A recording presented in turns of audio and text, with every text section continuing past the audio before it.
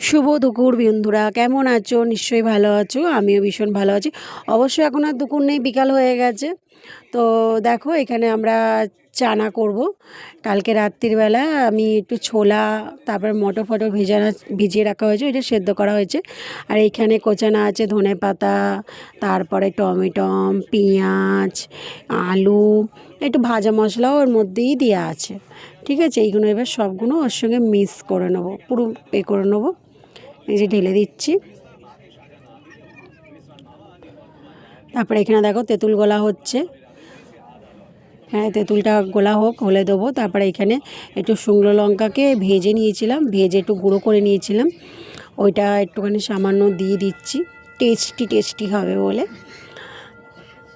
তো নুনটা দিয়ে দিচ্ছি এখানে। আমি তো এইভাবেই চানা করি, জানি না এবার তোমরা কিরম বাড়িতে চানা করো, কমেন্টে জানিও।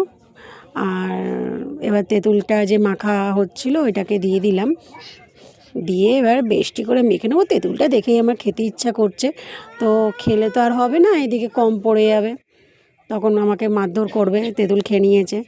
তো যাই হোক, দেখো চানাটা মাখা হচ্ছে, বেশ তো ভালোই লাগছে।